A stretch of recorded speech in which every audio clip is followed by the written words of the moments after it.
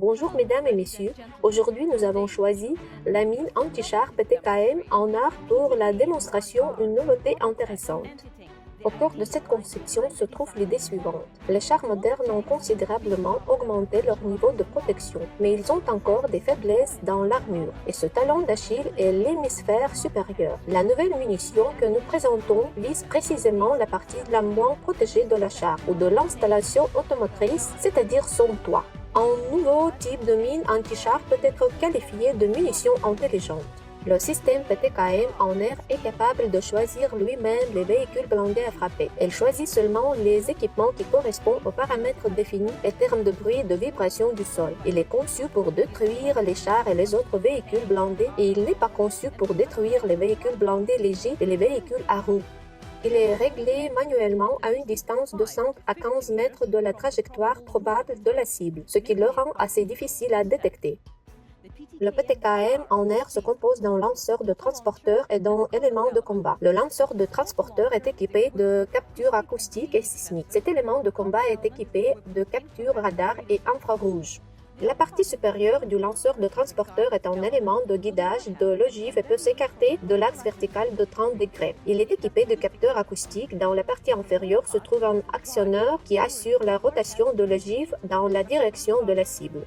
Après l'installation de la mine, la bague de retenue se détache. Les pieds s'abaissent, 4 capteurs acoustiques se déclenchent et 2 capteurs sismiques sont prêts à fonctionner. Le mécanisme électronique d'armement retardé active le mode de combat après 6 minutes. Quand le véhicule blindé s'approche d'une mine à une distance de 100 mètres, le capteur sismique détecte et ordonne à la mine de se mettre en position de combat. Il se penche. Les capteurs acoustiques déterminent la direction du mouvement vers la cible et ordonnent à l'élément de guidage de faire un tour vers le côté de la cible. Puis, ils le suivent en ajustant la rotation. L'unité de commande traite les signaux des capteurs de l'esprit et du corps. Et lorsque les seuils sont dépassés dans les deux canaux, ils passent en mode de classification des cibles.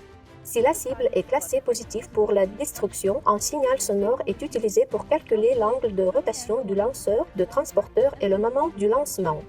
Et quand la cible est dans un rayon de 15 mètres de la mine, le capteur sismique donne l'ordre de lancer l'élément de combat. La charge éjectable envoie l'élément de combat dans l'air à un angle de 60 degrés à une vitesse initiale de 30 mètres par seconde. L'élément de combat suit une trajectoire balistique. La hauteur maximale que l'élément de combat atteint est de 30 mètres, tandis que les capteurs de l'élément de combat, les imageurs thermiques et les radars scannent la surface de la Terre.